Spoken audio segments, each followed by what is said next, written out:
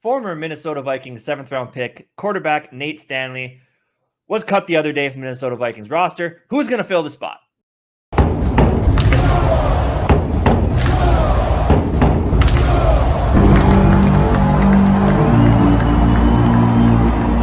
Now, from rumors in the past, as well as things that have came up recently, there's multiple people or players who could take that spot. Some intriguing, some I'm kind of shaky on, and a lot of them would just be kind of to add depth to positions that really need it. So, what do you think we should do with that last spot? We kind of created this little list of the players that we like, so let's kind of just dive into that. But before we do that, I want to thank everybody for watching the GG Sport podcast of the Minnesota Vikings. We're still on the road to 1,000. Casey's moving down to Minneapolis to be closer to the Vikings, get some closer insights and all that good stuff. So hit that subscribe button. Hit him up in Minneapolis, especially the ladies out there. From there, let's move on here. All right, so let's jump in. First man on the list, former Minnesota Vikings linebacker Anthony Barr. Now, Anthony Barr is actually still on the payroll for this year. Some of the dead cap money from his restructure last year is on the Vikings cap right now.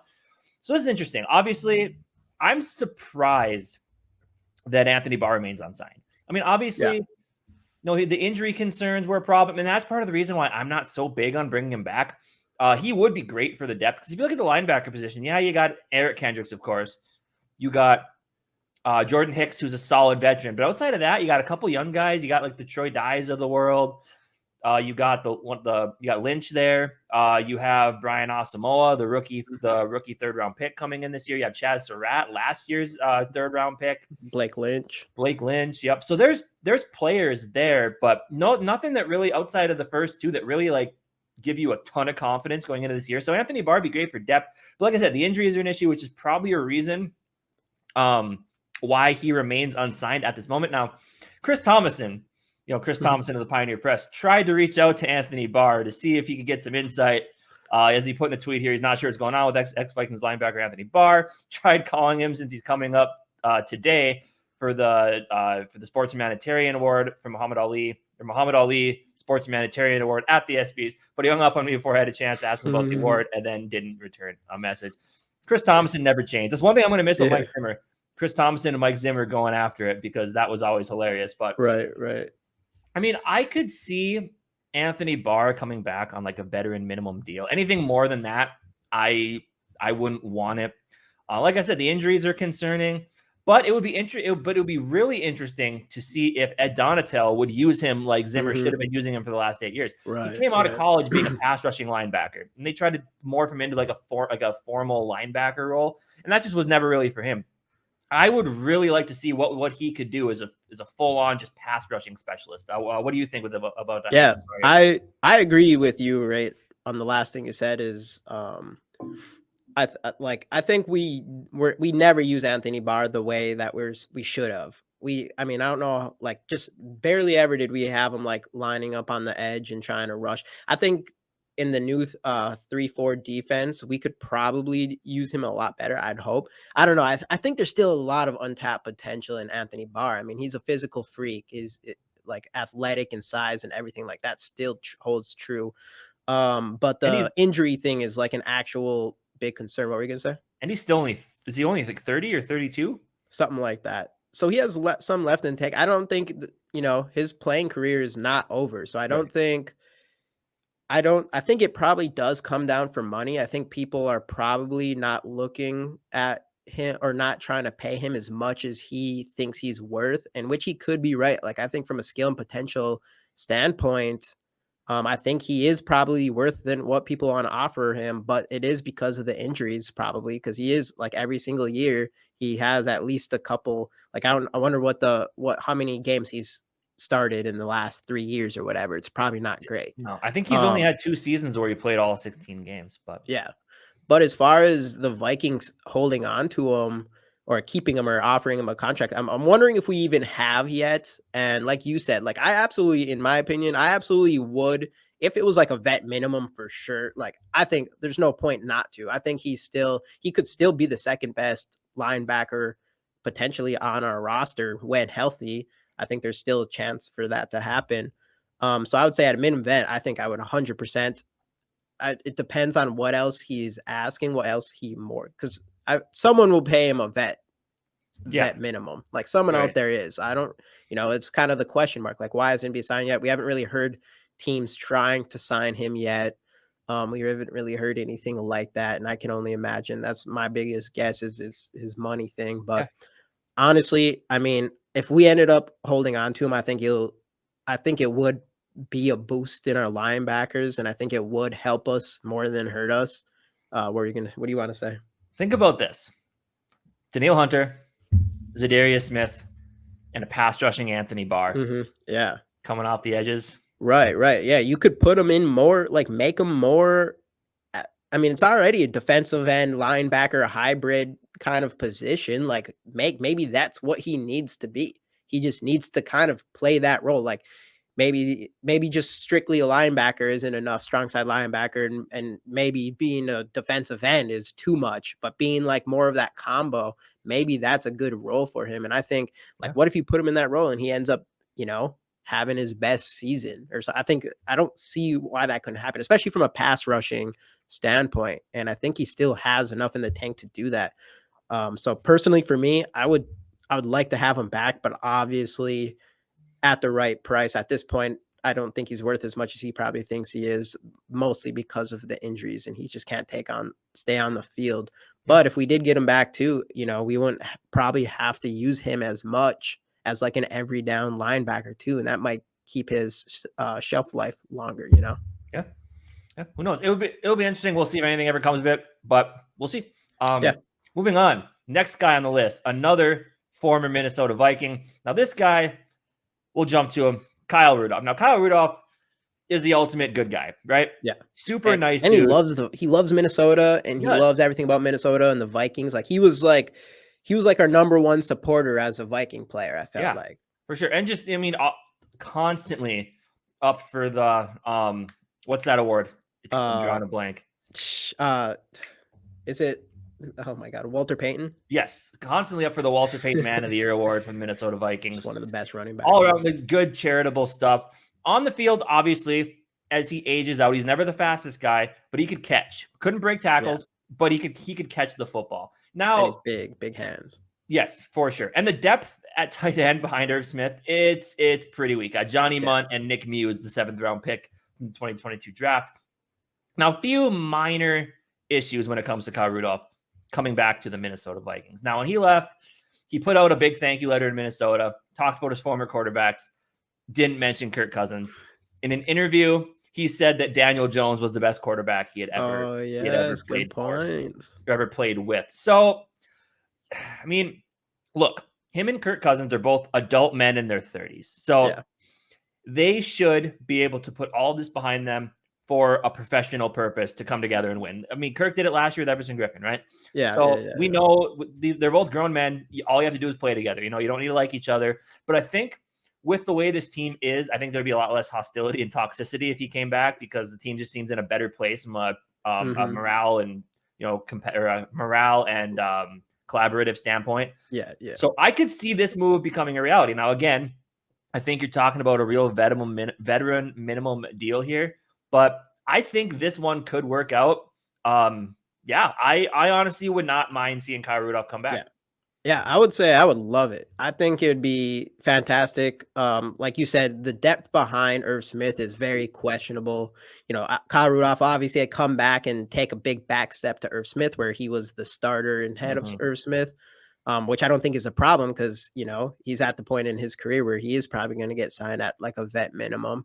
And just because he knows, obviously a whole new system and everything, but it's going to be a system that's even better for him and his type of play style as a tight end, as a receiving tight end, which I think could even be better. But besides that, he's already has obviously like a connection with the rest of our players, and he knows these players, and he knows a lot of what's going on in Minnesota. So it's kind of like you kind of bring this reliable guy in for that depth. And I think that'd be huge for us, especially it'd be cheap.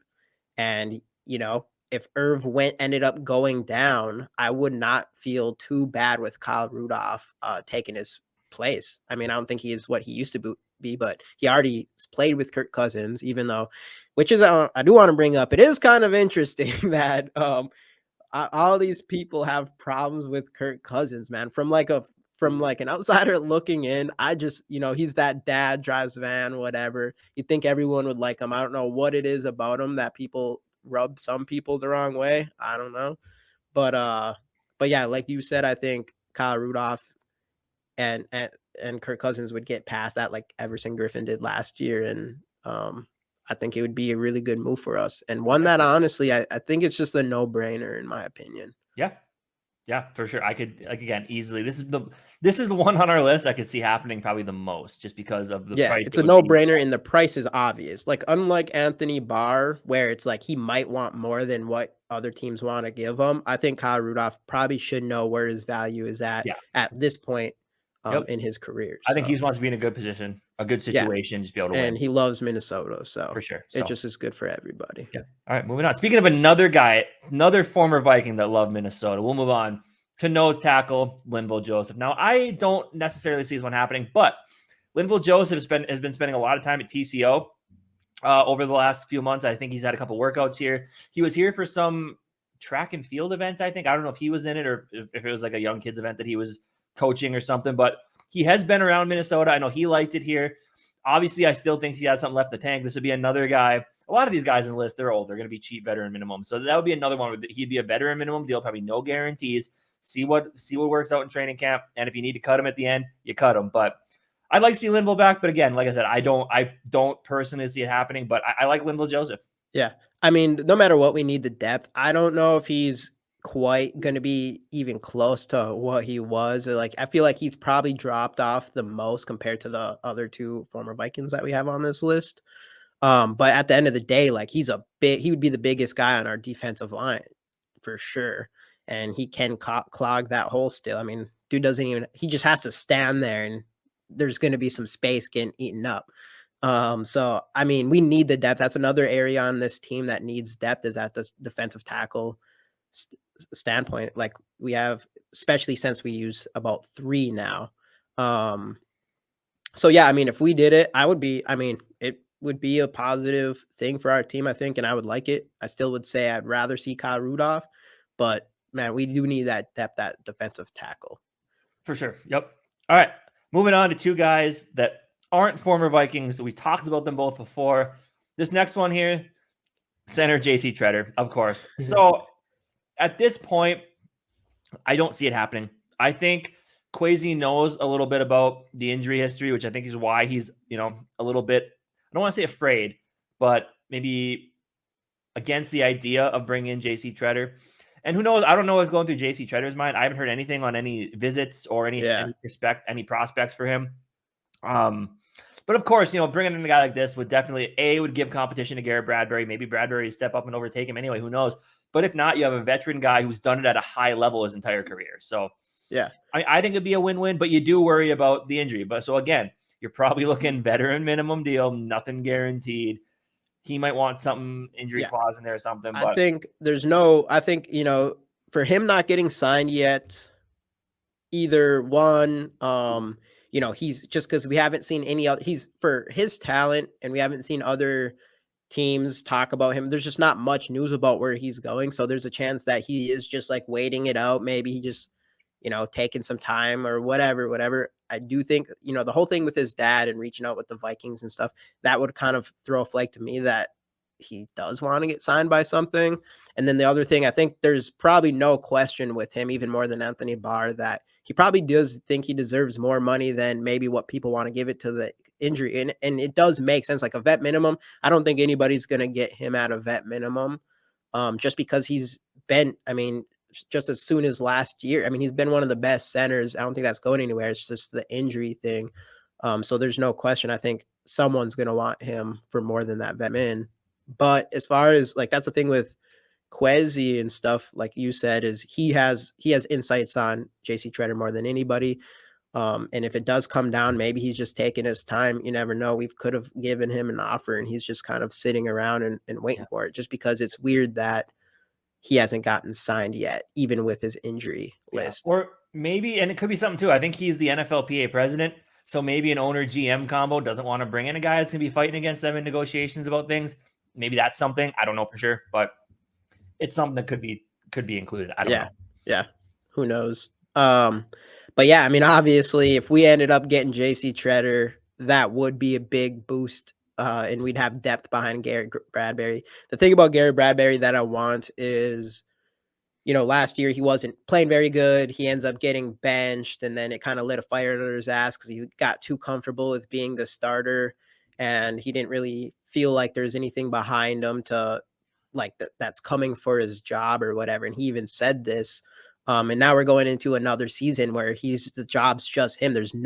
There's some guys that could be a replacement, but they're like more guards than centers.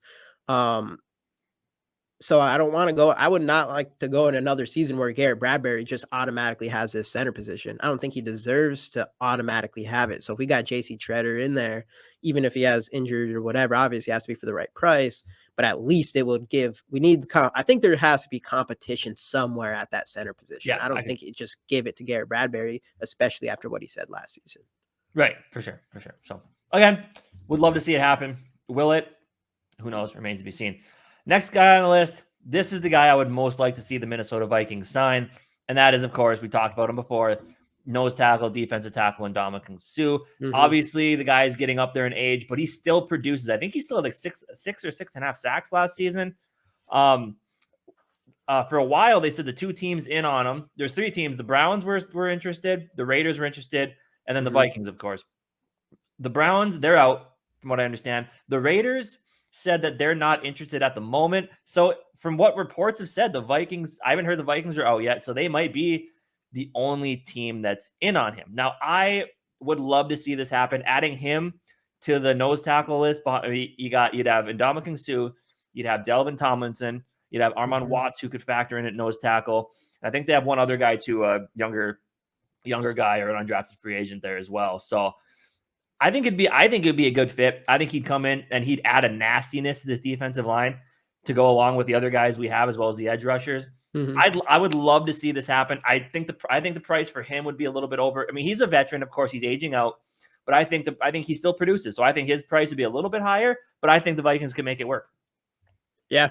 I think, I agree. I mean, he's definitely not coming out of that minimum or anything like that. And he can still produce. And like we've said already with the defensive tackles, that we need bodies there. We need more bodies, just like you said. And he would be an upgrade. Like, he's someone that could come in and kind of have that, I guess you could say, like a better Sheldon Richardson role, what we wanted from Sheldon Richardson last time, but more of like the Sheldon Richardson we got the first round with him, which would be huge for us. And that nastiness on the defense by itself, just that kind of mindset would be good to have that going on the defense.